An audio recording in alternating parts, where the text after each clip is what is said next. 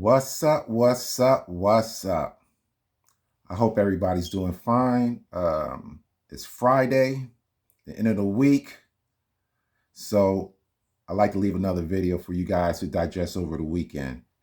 Um, this video is slightly different. It's somewhat related to what we've been dealing with, but I'm going to approach it from a different angle. Many of us as African Americans are unaware of the impact that we had on the creation of salsa music.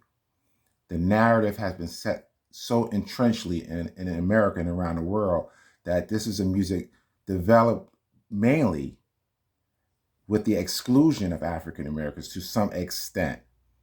And if we even mention in the discussion, we're only mentioned in passing as a footnote, not really having a direct relevance to the creation of the music. I'm here to set the record straight. Now, I know that what I'm going to say in this video, a lot of Hispanics, Latinos, Puerto Ricans, what have you, are not going to agree with me. And that's okay. The purpose of this video is to inform foundational Black Americans of what their ancestors have done in the past and the impact that they had in creating salsa music. Without question, had it not been for African American jazz artists, there would be no salsa music. And so what I'm going to provide for you guys is documentation, evidence that will clearly lay out the fact that African Americans had an important role in the creation of salsa music. Now, as you see, I made this Black American music tree.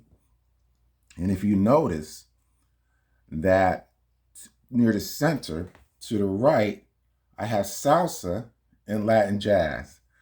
And I know for so many people, that might seem like, really? Why would he do that?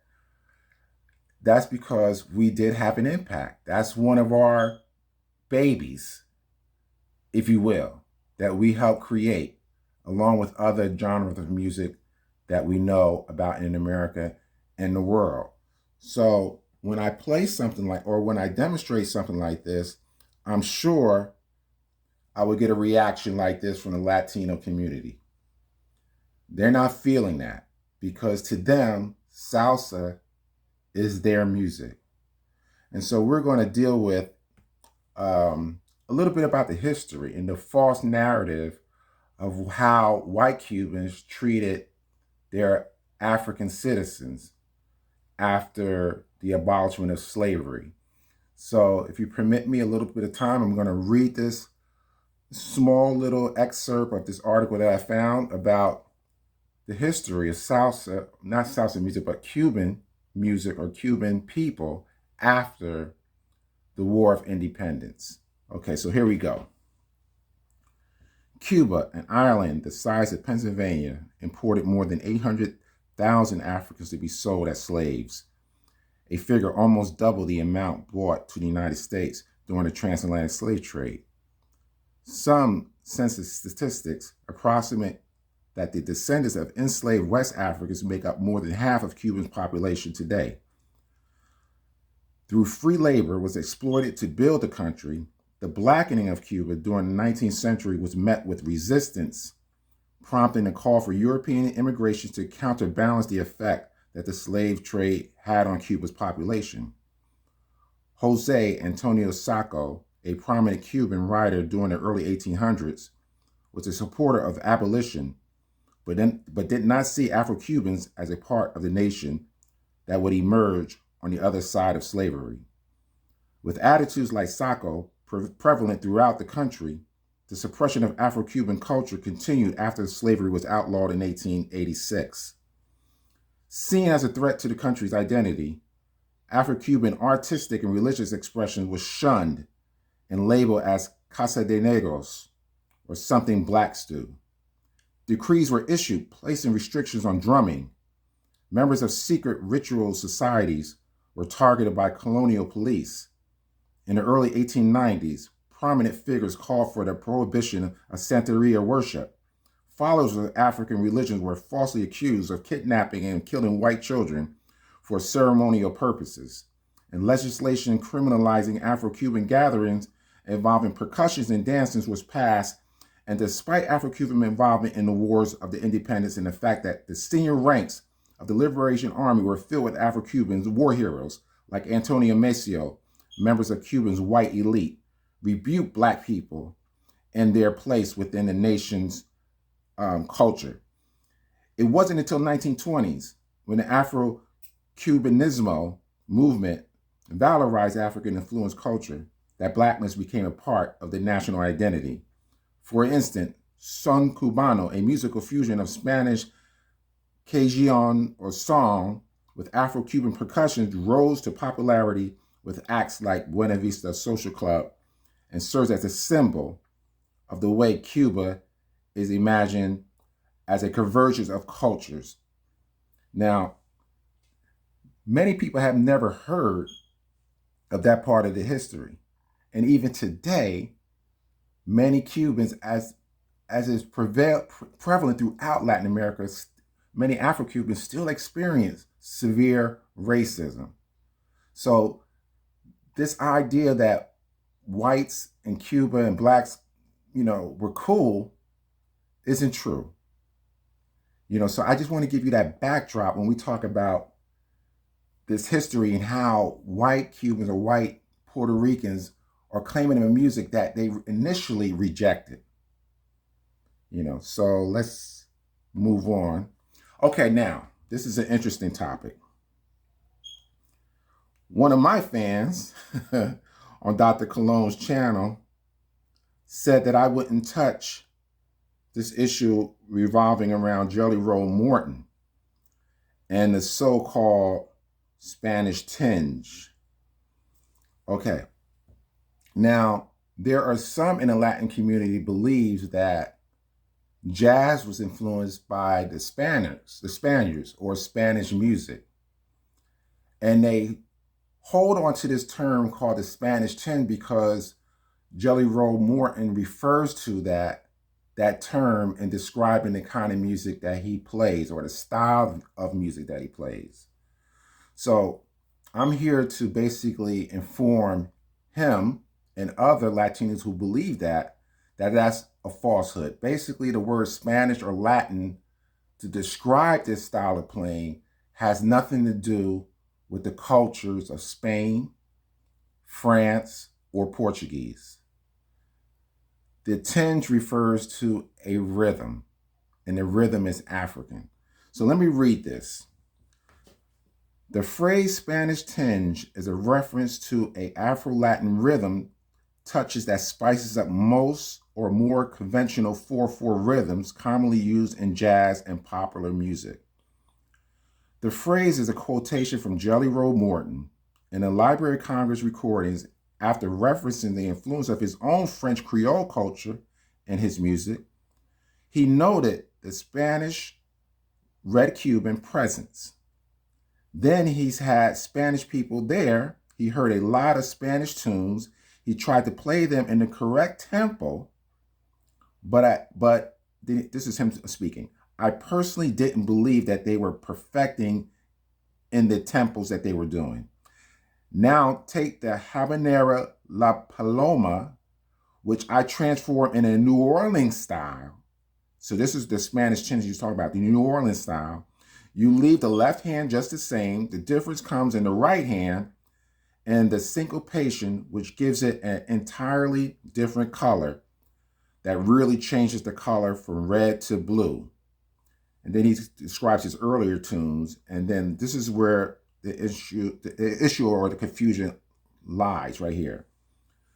What Morton describes as a Spanish influence did not refer to Spanish culture. What he called Spanish were the trislo or habanera rhythms of Cuban contradanza. Morton demonstrated the tinge to Alan Lomax in 1938, the Library of Congress recording, what is known in Latin music as the habanera rhythm, also known as the Congo, also known as the Congo, the tango Congo, and tango. The trizillos are in fact, listen to this, the trizillos are in fact two of the most basic double pulse cells found in sub-Saharan African music traditions. They were brought to Cuba and elsewhere in the New World via the Atlantic slave trade.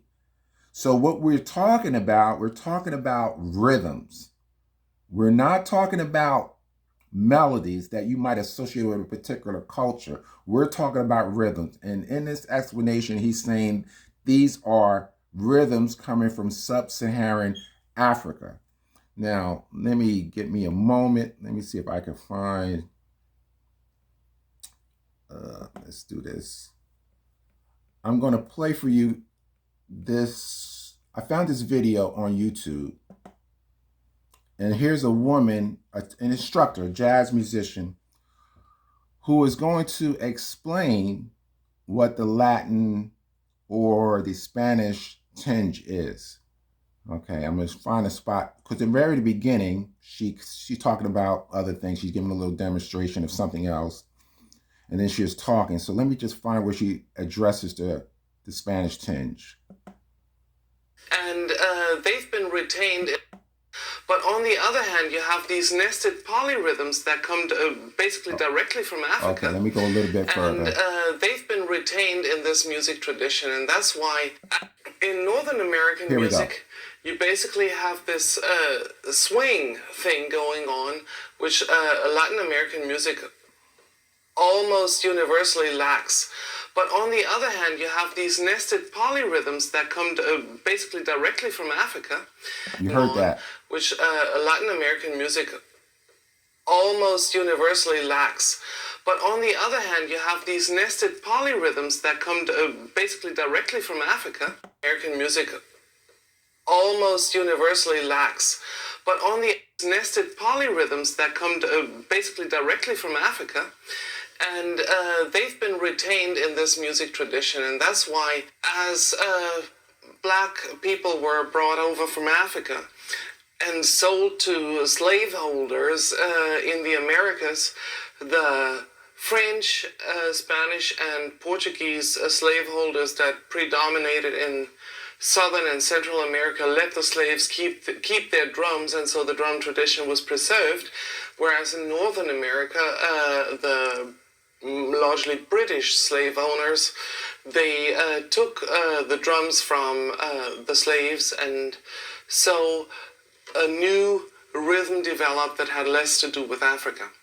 Okay, so like I said, in theory, she's correct about the drumming being taken away from North America, but I already demonstrated in my previous videos that wasn't throughout all of America. So that's the misperception of many now I won't say experts, but many people around the world just seem to believe that Africans in North America lost contact with Africa totally. So that's not true. But the basic reason why I played this video is to demonstrate that she is in fact letting you guys know that the rhythm that we're talking about, called the Spanish tinge, is in fact an African rhythm. Has nothing to do with Spanish culture. Okay, give me a second to go back and set this up. Okay. All right. So let me see if I can move on to the next thing here. Give me 1 second. All right. Now, the purpose of this particular section of this video, I'm going to touch on some things that's not really related to salsa music, but I want to address them too, because there are some individuals in the Cologne camp that want to say that certain individuals brought Latin jazz to America. And I just find it hilarious to make that suggestion. But I do feel it is noteworthy to at least mention them because they were prominent figures in jazz itself. But first, what I really want to talk about, before I move on to these particular individuals, I want to talk about, give me 1 second before I go there. Let me do this first. I'm sorry. Just hold on 1 second.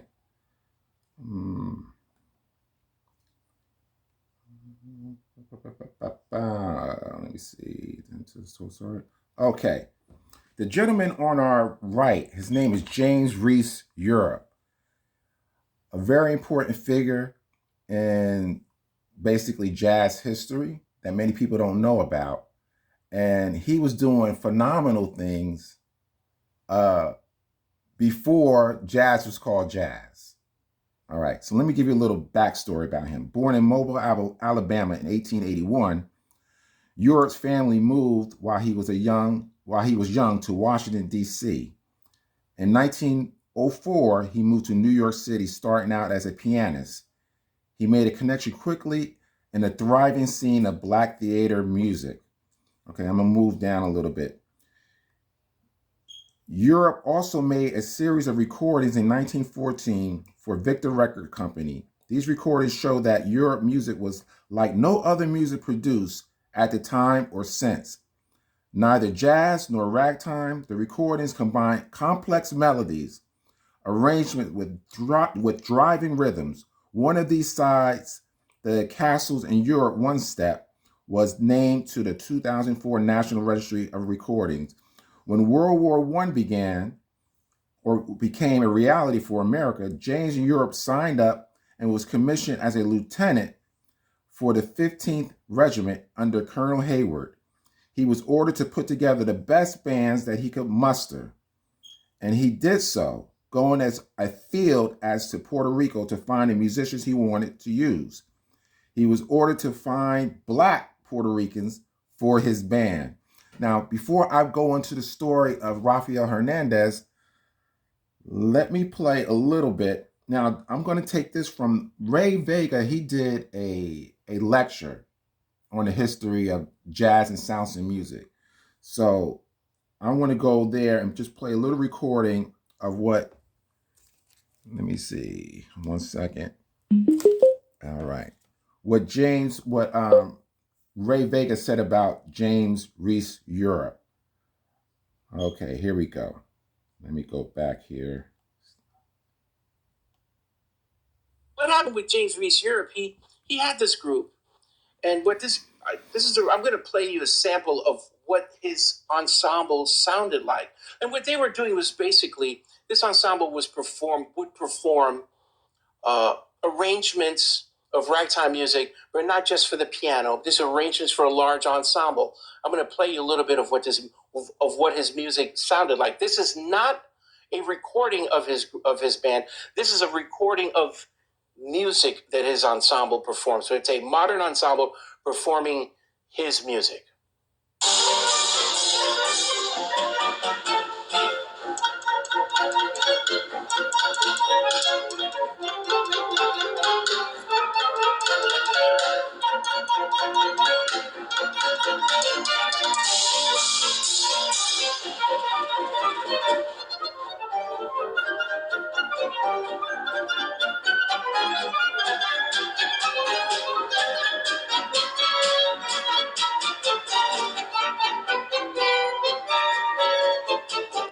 Okay, I just want to give you an example of the sophistication of the music he was doing at that time. Later on, I'm going to play an example of what was going on in Cuba pretty much at the same time. And you get to see the mastery of what the African Americans were doing during that time. Also, keep in mind, this was in the early 1900s, the band was comprised completely of African Americans. No Europeans, no Latinos. So the expertise amongst these African American musicians were at a very high level. And that expertise will come into play when we're talking about the creation of Latin jazz. Okay? So now we're going to go into talking about Rafael Hernandez. And I'm going to play, this is a portion from Ray Vega's lecture on Latin jazz and jazz itself. So here we go. This gentleman here, Rafael Hernandez, one of the most important composers of music from Puerto Rico, well, he was a trombonist. And what happened was James Reese Europe was ordered by his superiors in the United States Army to go to Puerto Rico and recruit dark-skinned musicians to join his military outfit. He returned to New York City on May 11th of 1917 on the SS Caracas with musicians from Puerto Rico. Musicians in places like Puerto Rico, Cuba, the Dominican Republic, Panama, etc., were known for their excellent musical training. If you go to, even till today, if you go to any one of these countries, they are very much involved in the whole concept of sight singing, a very Eurocentric approach to musical training.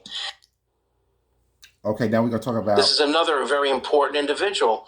His name was Rafael Bob Escudero. Now, let's first talk about Fletcher Henderson. Fletcher Henderson's band was one of the most important bands to help to develop the sound of what was to become known as a swing era or the big band sound. Fletcher's band was in the 1920s. He was already putting together an ensemble that was not a mirror of what was happening in New Orleans. New Orleans music at the time had a trumpet player, a clarinetist, and a trombonist, and usually doing like a collective improvisation thing. Well, no, in Fletcher's situation in New York City in the 1920s, he was already doing elaborate arrangements for large ensembles with 4 trumpets, 4 saxophones, some trombone players, a large ensemble. So in this situation, a key member of his ensemble was the tubist, because in the old days, they didn't use a string bass. Before the string bass was used, it was a tuba that played in the bands, and many of the tubists had a double duty. Eventually, the tubist wound up playing string bass as well. So here's Bob Escudero, he's from Manatí, Puerto Rico, born in 1898, passed away in 1917. But he was a tubist, he was a tuba player from Puerto Rico who settled in New York City and wound up being a member of the Fletcher Henderson Orchestra. And he played with Fletcher Henderson's band at the time that the prominent members, the prominent members of Coleman Hawkins was in the band at the time. Louis Armstrong was in the band at the same time. He later went on to join the band of the McKinney's Cotton Pickers, which is another really important ensemble to come out of that music in the latter part of the 1920s. That's kind of what I'm getting at. And then I'm going to get into another one of the key figures in the early stages of jazz. Of course, we all love the great Duke Ellington. But in his band was a great valve trombonist from Vega Baja, Puerto Rico. His name was Juan Tisol. And Juan Tisol was he played the valve trombone with the Ellington Orchestra. And he eventually, after he left the Ellington Orchestra, he worked with the Harry James Orchestra for a while. Then he worked with Nelson Riddle. He recorded with the Nat King Cole Orchestra. But his compositions are really important because even till this day, they are a part of the library of the Duke Ellington Orchestra. And so this is Tisol playing with Ellington's band, and this is an early version of the great composition by Juan Tisol entitled Caravan. He's playing that beautiful melody.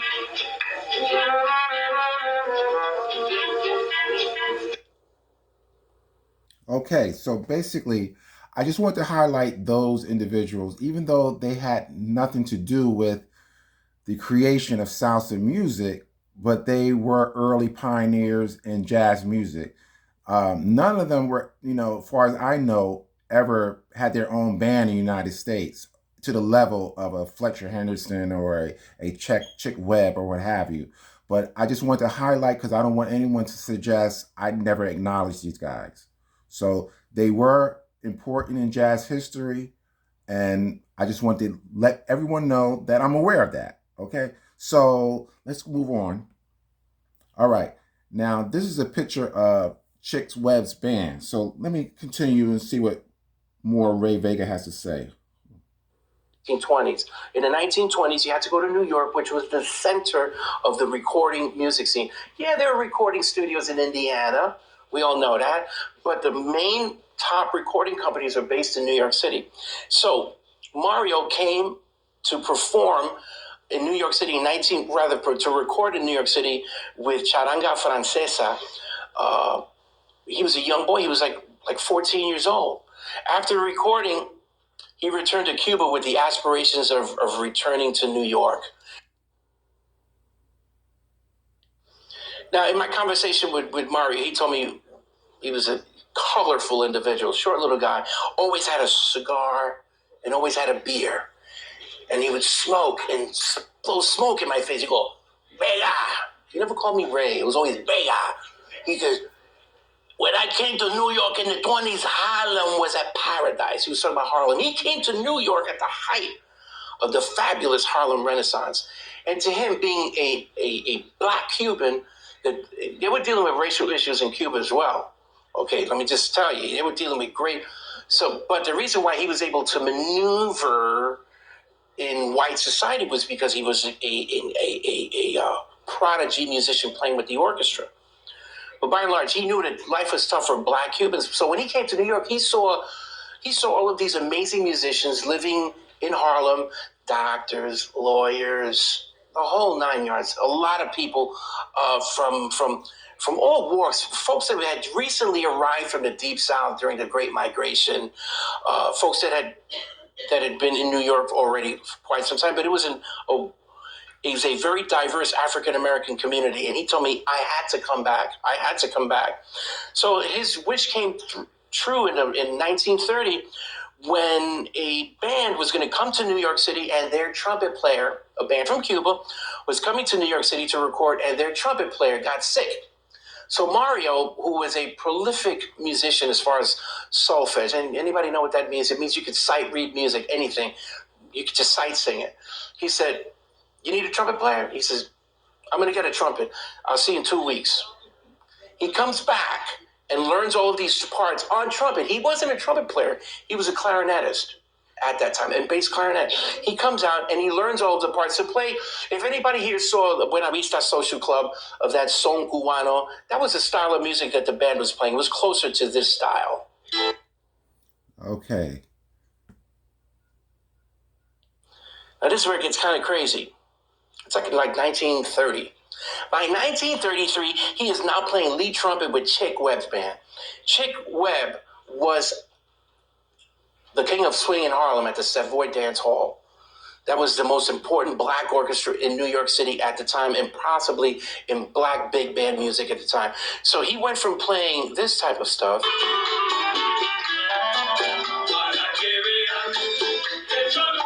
Well, hold on to your ears. Listen to this thing. Okay, now this is now Mario playing lead trumpet with the Chick Webb Orchestra. Wait a minute.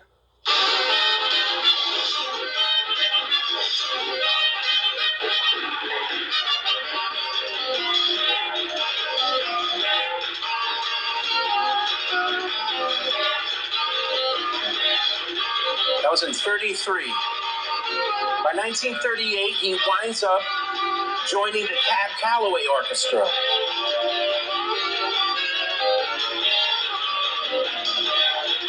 He was the one that, Mario played a big role in several situations. He was the one who helped to discover Ella Fitzgerald to get her as a member of the Chick Webb Orchestra. And as a member of the Cab Calloway Orchestra, he befriended the great trumpeter Dizzy Gillespie. All right, so that's a little bit about the history regarding the impact. Let me go to another recording. This is from the Palladium documentary.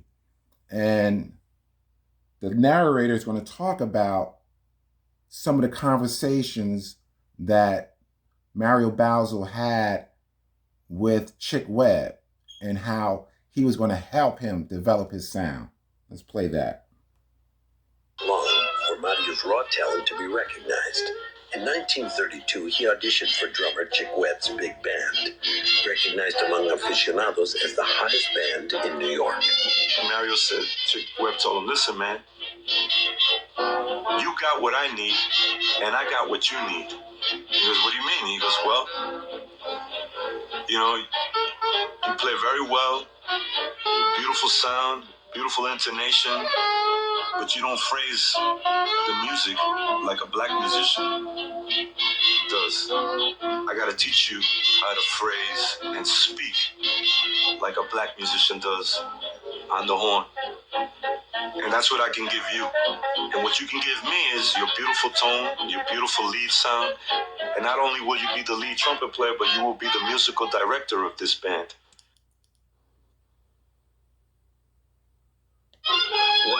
as significant as what happened and who he was sitting next to in the trumpet section, which would change the course of Latin jazz history.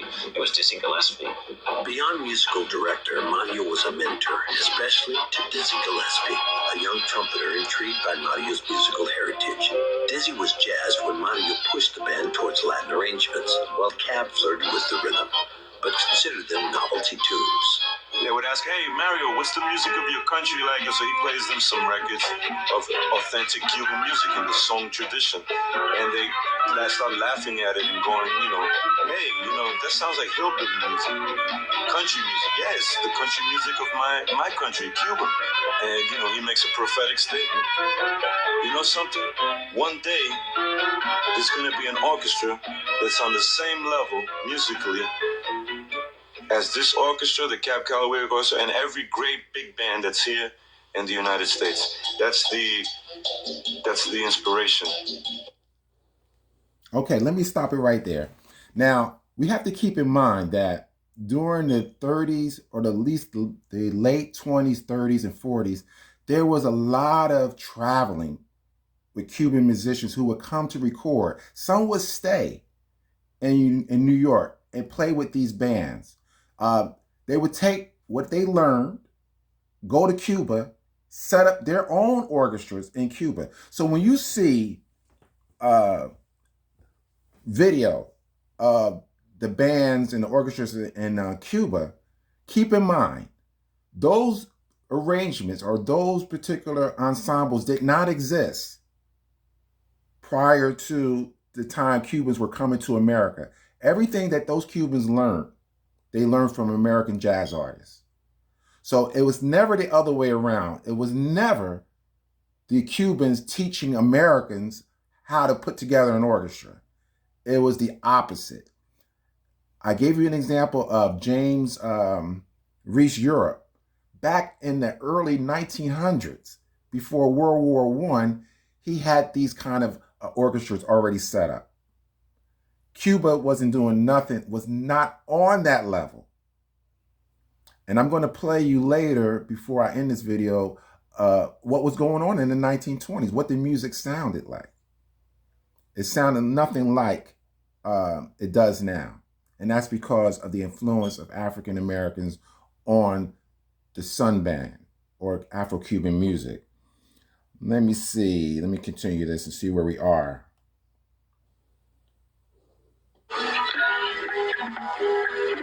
Okay, let me go here. Let me go here. Let me see where we are here. Let me go back. I did that. Okay. Manchito. I may have to come back to Manchito. Let's see. Let's do this. Let me move this a little bit. His music sounded like. This is not a recording of his band. This is a record. Okay, that's not it. Okay, give me 1 second while I make sure where we are here. Of music, ragtime. Okay. Point. So by 38, he's a member of the Cab Calloway band.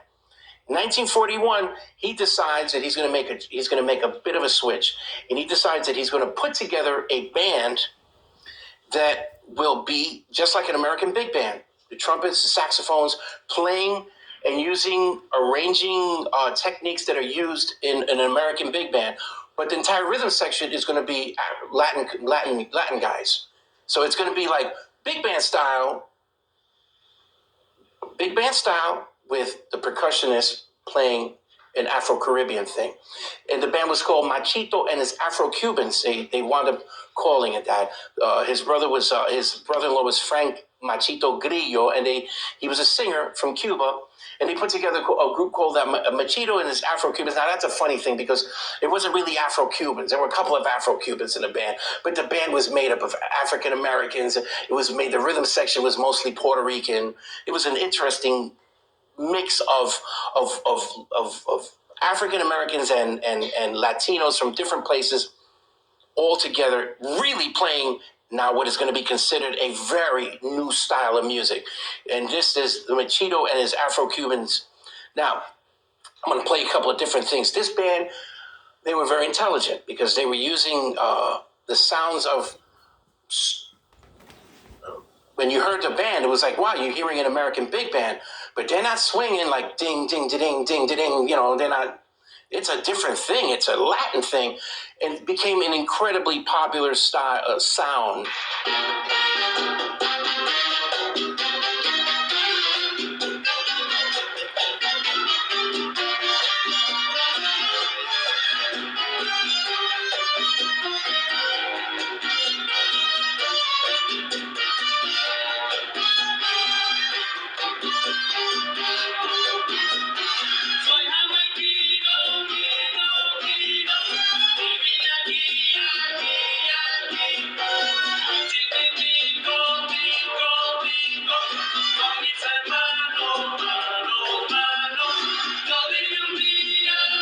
I'm going to move on. I'm going to move on to a couple of different sounds of the band. What would be considered kind of a salsa thing in this day and age?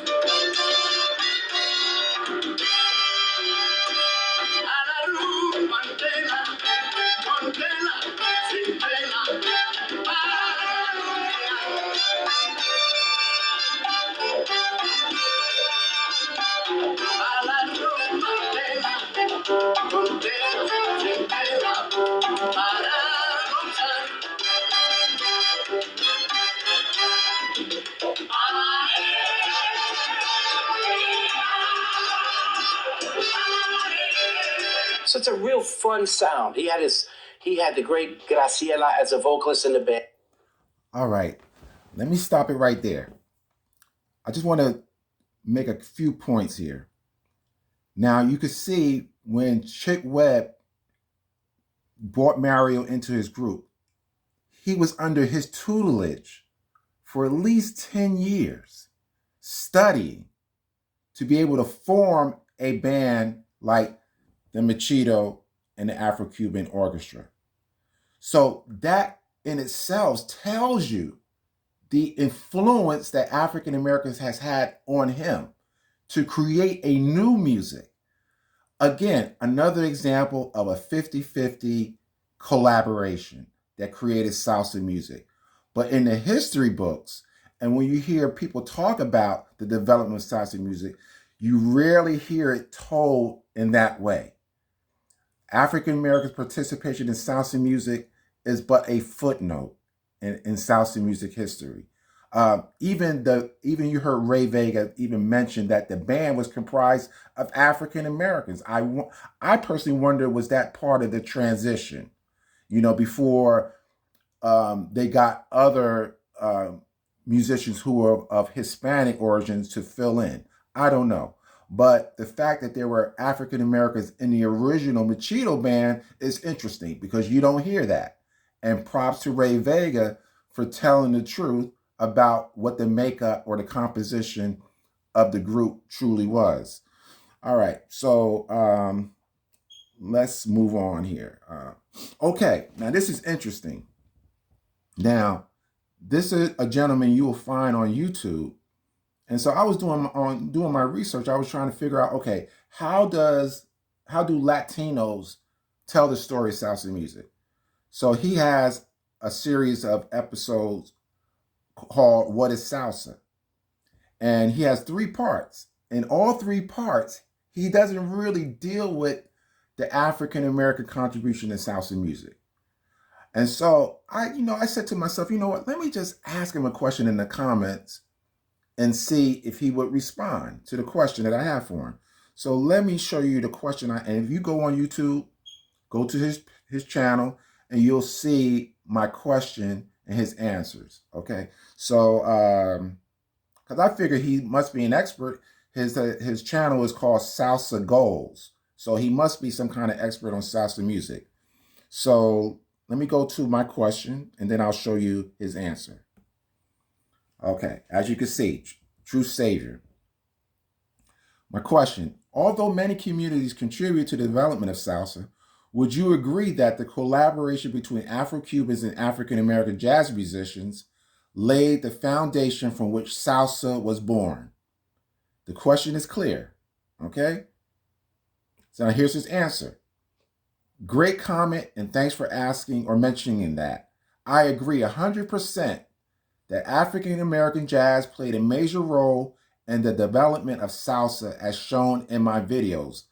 To the best of my understanding, the main foundation was Afro-Cuban music, especially the son montuno.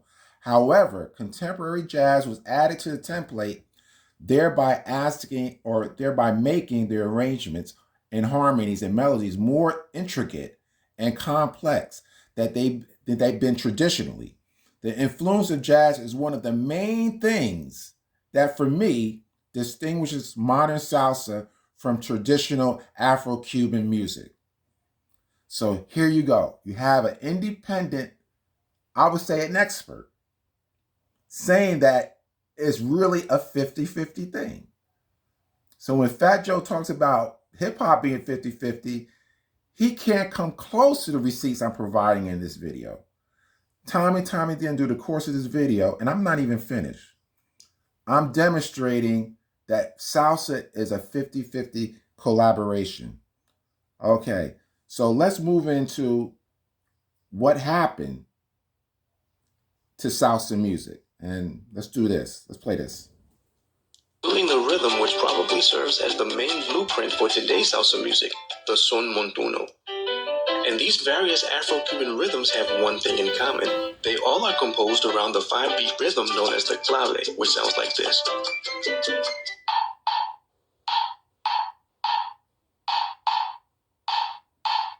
This clave rhythm serves as the glue that holds everything together, and this clave pattern was developed from an African rhythm and is very important for salsa musicians. So for more on why this rhythm is so important, check out the video link at the top of the screen.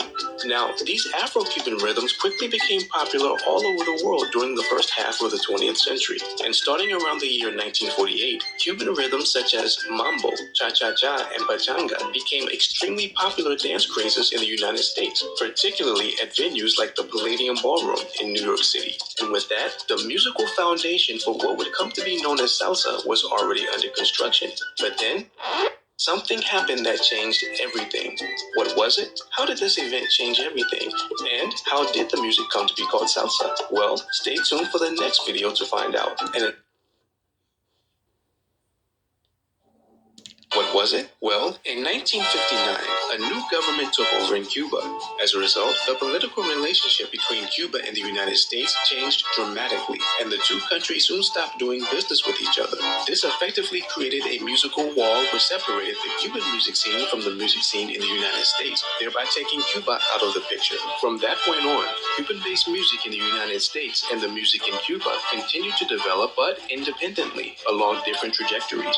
For many years, music lovers in the United States didn't really know what was happening with the music in Cuba, and music lovers in Cuba apparently didn't know what was happening with this music in the United States. Now, although some sources barely mention or even skip over this event completely when examining the history of salsa music, this was actually perhaps the most important event in salsa music history, not because it directly contributed anything to the development of the music itself, but because these new circumstances changed who was in control of developing the music, and this changed how the music developed in the United States versus how it continued to develop in Cuba. This also explains why salsa music is the way it is today. In other words, before the political situation changed, Cuban music was extremely popular in the United States, and Cuba had been the source of musical collaboration and inspiration for many musicians. But when Cuba was cut off from the United States, musicians from Cuba could no longer go to New York to record their music, and musicians from the United States could no longer travel to Cuba. So now that the Cuban music scene was no longer in the driver's seat, so to speak,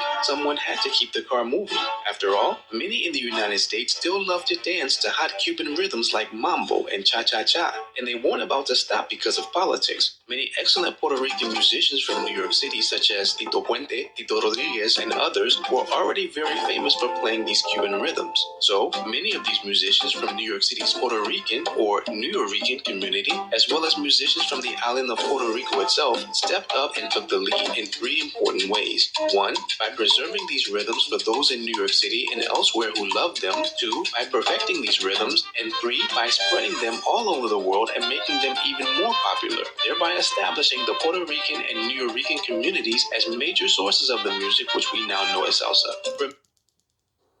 All right. So that's part of the history here. Now, what's interesting is that Had it not been for the Cuban or crisis or the revolution, this music would still be in the hands of Cubans. And so the only reason why we associate the music with Puerto Ricans, because they were already playing the music. And so they basically just took it over, not in a mean-spirited way. They carried on what they enjoyed, showcased it around the world, and changed the name to salsa. And now everyone associates that music with Puerto Ricans, when in fact, they didn't create the music.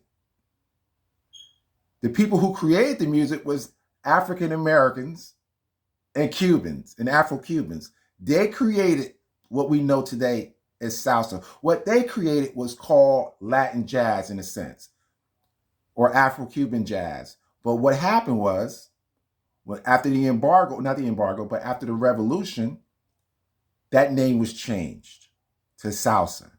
So now we identify salsa with Puerto Rico. Now they added their flavor to it, no question about it. Probably made it more livelier. I'm not certain about that. I'm sure they added the plane and the bamba to the artistic, development of the music. But they weren't part of the creative process in the beginning. And that's important to note, because that's the real history behind that. All right. So let me do this. Let me go here. Okay, now we're going to delve into a little bit of the history of how early African Americans have been into providing the country, United States, the awareness of what was going on in the West, not the Western world, but the Caribbean countries like Puerto Rico, countries like Cuba, countries like Panama, and what have you. Okay, so this person is very important. She's featured on the thumbnail. Okay, her name is Miss Ada Overton Walker. Okay, let me zoom out and get you guys get a better look at her. Vaudeville actress or musician, what have you. Now I'm gonna go into an area called, I got a lot of good information from this website, salsaforums.com. And so the question I asked this website was, what were the contributions of African Americans in salsa music? And so this is some of the information that I received. So I'm going to read a little bit of that for you guys, okay? Now, this is the person who responds to the question in a sense. He says, "This is a subject close to my heart, and I was knee-deep in it for years. The story of African American contributions to Afro-Cuban music is basically the chronology of jazz itself. Wherever popular music could be found interpreted by African Americans, Afro-Cuban music figured into the repertoire in some fashion. This goes back to the 1890s with early vaudeville touring ensembles, the most prominent being William and Walker and Nicole and Johnson. Dance is how the mainstream becomes hip to the music. That blanket statement, these early cats were exposed to such cultures in their travels, and their dance artists within the troupe would attempt to emulate it. Pioneers such as the legendary Ada Overton Walker, who launched the Puerto Rico Girls, none of them were Puerto Rican, but all African American West Indian. In fact, West Indians were the Black community that gave rise to much of the awareness of Afro-Cuban Caribbean music expression among Black culture in the United States. That allowed for a smoother transition for Afro-Cuban, Afro-Panamanian, Afro-Boricua, Afro-Dominican, and other practitioners who immigrated to the U.S. to find place for themselves behind and contributed to the development of the music further. Okay, so it was these early vaudeville acts who brought the attention of what was going on there to help bring awareness to cultures outside the United States. So this is how instrumental a lot of African Americans were earlier to bring new things to the United States. Okay, so now here's a very interesting footnote. Let me give me one example. Give me one moment. I want to go to something here. Just be patient. Let's see where we are. One second.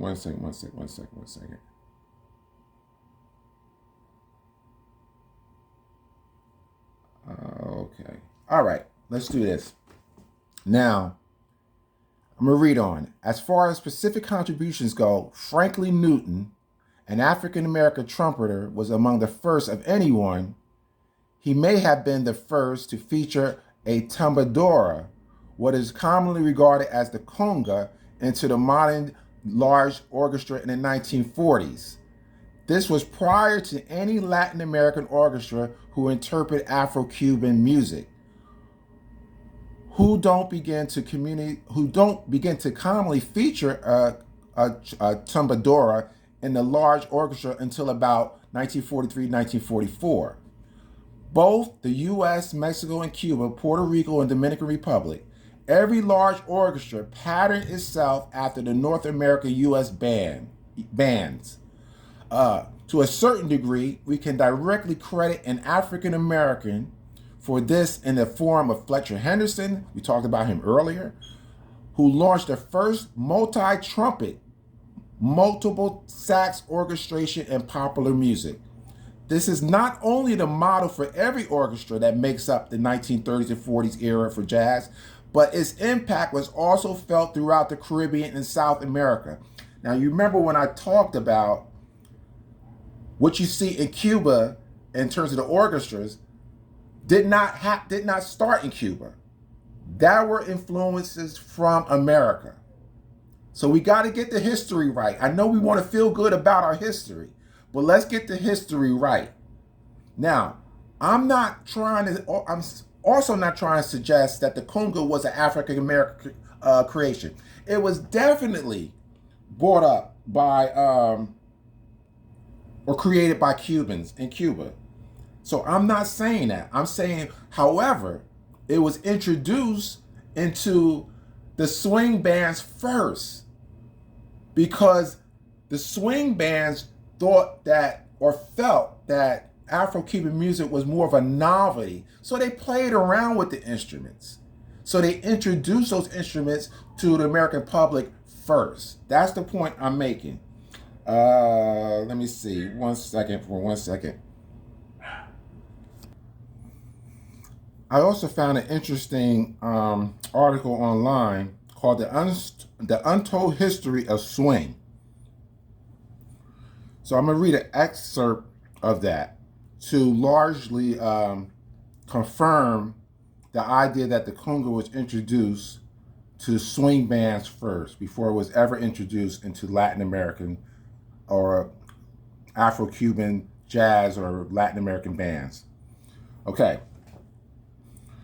Afro-Cuban musicians such as Mary Bauzo, Tito Puente, Chano Panzo led the development of jazz-style swing music with Latin instruments. They primarily relied on percussion instruments like the maracas, the clave, even the conga drum to highlight the rhythm nature in their ground. According to reporting of the Stanford Live big band orchestras incorporating these Latin rhythms into their sound, the dances like the marimba and the conga became a part of the swing music as well. By the close of the 1930s, the Afro-Cuban style of swing music moved off into its own direction. Afro-Cuban jazz solidified its own sound, starting with Bauzo's tanga, composed in 1943, which would inspire more Afro-Cuban jazz and swing music started to fade after it started to fade. So this confirms the idea that the conga and other Latin instruments were featured first in swing band music. So although I couldn't find information that said that Frankie Newton was the guy, I did find information to corroborate the idea that the conga started there first. Now let me show you an example of that, and I'm going to give you an example of why that is true. let me go back here. 1 second, guys.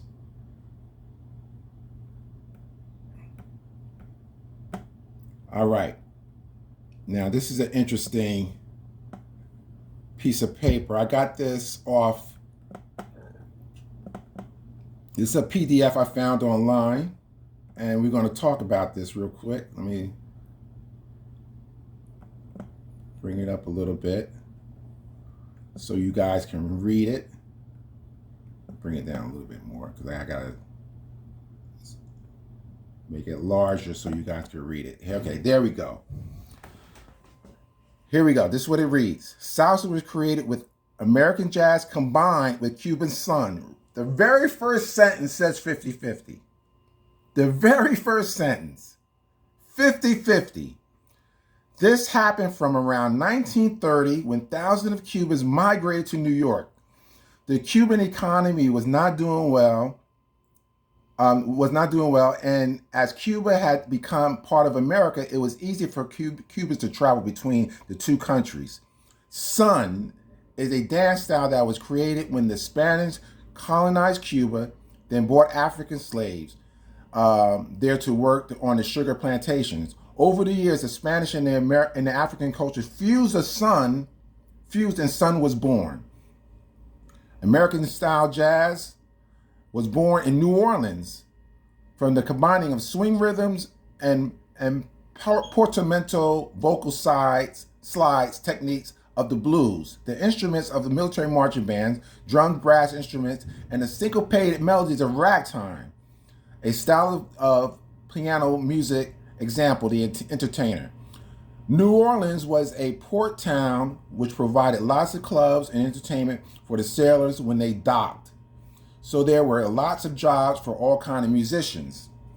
Okay, now, here you have features of traditional sun bands that are found in modern Salsa bands, and then on the right you have features of traditional swing bands that are found in Salsa bands.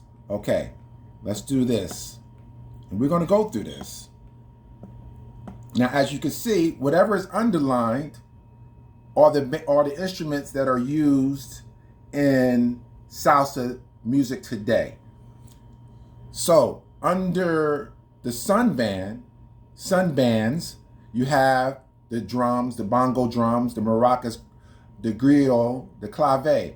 Now, keep in mind, in early Afro-Cuban music, it was the bongos featured. It wasn't the congas. We got to keep that in mind. I'm going to show you an example of that later. So these are the instruments, primarily the guitar, the double bass, the type of rhythm, syncopated. Now, you look on the swing band side, you see what instruments were contributed to Salsa music. And look to your right, on the front line, you see conga. On the swing band side, not on the sun side. And that's because it goes back to what I was telling you about before. It first appeared in swing music, in American jazz music, not Afro-Cuban music. Although the instrument is created in Cuba. So I want you guys to be clear. I'm not saying it was created in America. It is definitely a Cuban instrument. But it doesn't come out of the traditional son music. That's my point. All right, so you see the conga, the trumpets, riffs, and you got the bass, piano, drum kit, syncopated, walking bass. Now, the piano is also from American jazz. Okay? So what you hear in Salsa music is embedded with African American influences. It's unescapable. So I just want you guys to understand the history. Let me see if I can. The history of what we're talking about. Now, all right, we're almost at the end. Now, what I want to do, give me 1 second so I can set this up. I want to play for you guys what this gentleman said, let me see. What is salsa? We all see this guy, right? And listen how he talks about the influence of jazz. And before I play it, he mentions the brass as the only influence, but he doesn't mention anything in terms of the way the brass are played, the way even the music of salsa is played, the intricate melodies that came from, the intricate arrangement that came from African American jazz. So he says it in a way as if it's just a footnote, just in passing. And so let me play that for you guys so you understand what I'm saying. Now, here's another thing I want to point out. He points that the piano is European, but so are the brass. But why not say that the brass and the piano comes from African American jazz? But he didn't want to, this is my opinion, he probably didn't want to give too much credit to African Americans, so he gave the piano to Europeans. And he gave the horns or the brass to jazz. So listen for that differential. Here we go.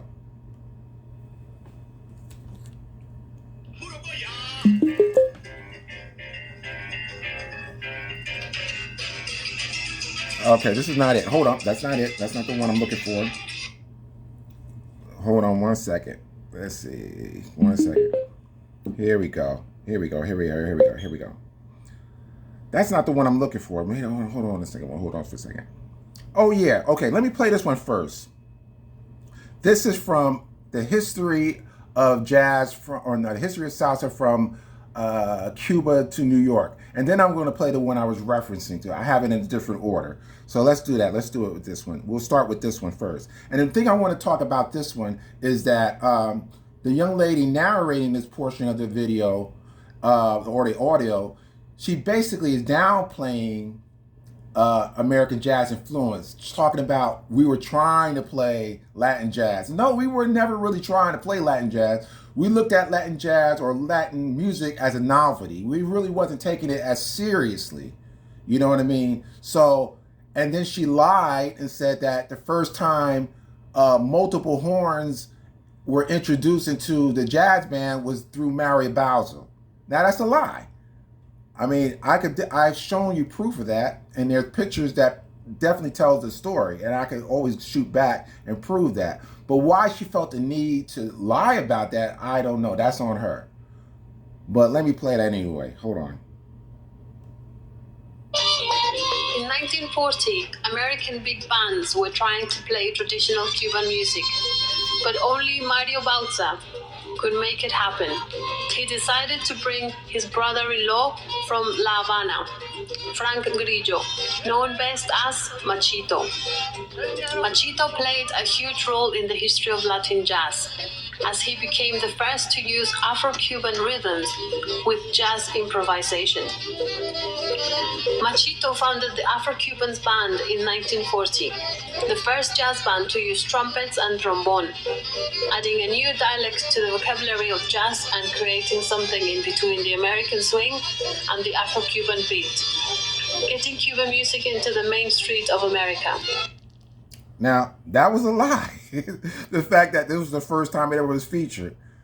You know, so I don't know why she felt that she had to enhance Mario Bowser's portfolio or profile. I don't know why she felt the need to do that. And it's been documented that African Americans looked at those rhythms or as a novelty. They didn't really, they enjoyed them, but they were into their own thing. You know, so they weren't really interested in really investing into those rhythms. You know what I mean? So I don't know why she felt the need to enhance that and downplay the significance of African Americans as if they couldn't play it. They were incapable of playing it. In essence, that's what she was trying to suggest. So I think the next audio clip is about the one I was talking about earlier. Let's play it. What is salsa? Salsa is flavor and spice. Salsa is Latin soul. Salsa is ritmo, rhythm. It started in Africa con la conga, skin on wood. El bongo, the basis of salsa, el clave.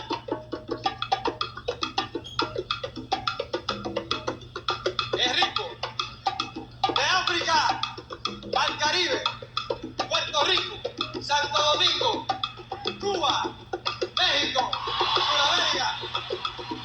Here mixed with the Indian, el timbal, el güiro, todo rico, la maraca,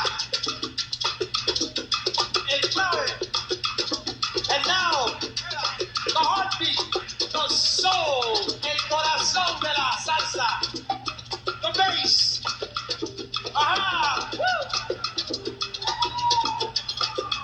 From Europe, Europa, the 88s and piano.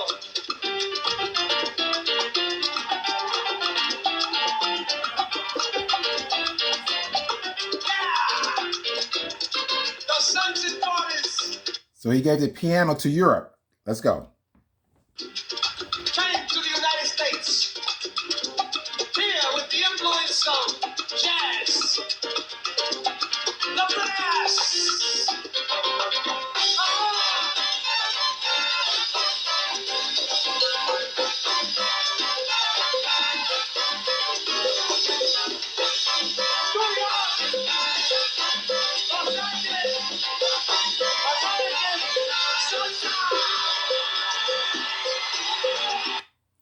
Now, why not say African American jazz?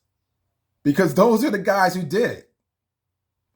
But this is what they do. They don't want to acknowledge African Americans and their enormous impact on salsa music. So he just said jazz. Jazz could be anybody. Give credit to the people who put in the work. That's what should be done. But this is a way, in my opinion, this is my opinion here. This is what they don't want everybody to know the enormous impact that African Americans have had on the creation of salsa music. We got to understand this. Salsa music was pretty much created in the 40s. Ray Vega said so. So what you have now is just, a continuation of what happened in the 40s. So even though Puerto Ricans did a lot in the music, they were really never a part of the creative process. So 50-50 really goes to Cubans and African Americans. All right. So let me play this. Give me 1 second, guys. Now, I'm going to play for you, first of all, what I want to do is play for you what Cuban music sounded like in the 20s. All right. And remember when I played James Reese Europe's music in the early 1900s, the type of sophistication that was there. It was nowhere like that in Cuba.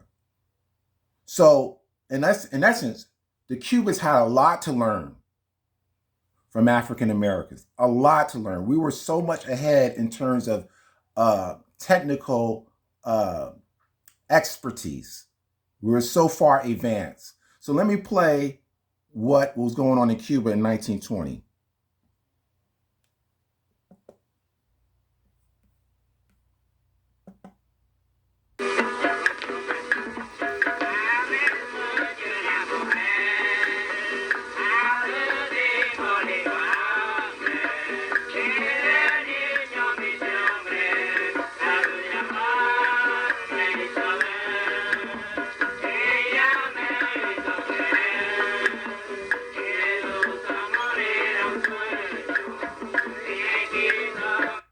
right. It's just, I just want to basically make a point that, what was really happening in Cuba was nothing on the scale of what was happening in the United States. So when we talk about the advancement of the music, the technical aspect of the music, clearly African Americans were hands down amongst the best musicians in the world. So now, the last video I'm going to play is of Celia Cruz talking about how she feels about the name change of Afro-Cuban music, or son music, son mutuno or son cubano, to salsa music. Here we go.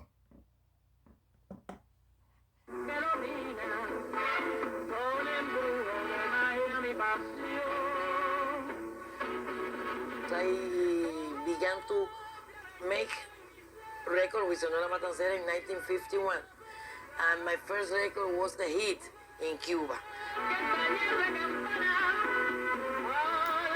It's coming up. She's pretty.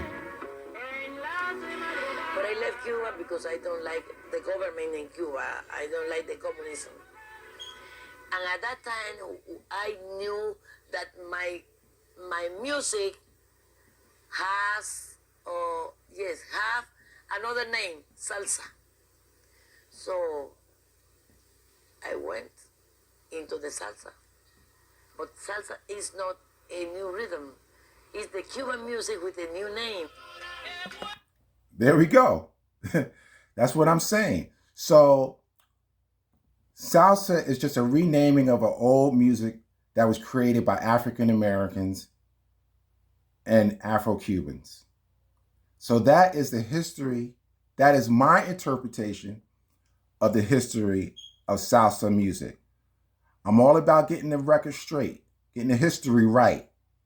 This is not an attack on Puerto Ricans, but I want them to understand that I'm not going to allow you guys to try to take credit for a culture that you had nothing to do with creating. I'm not going to allow you guys to do that. I'm not going to do that.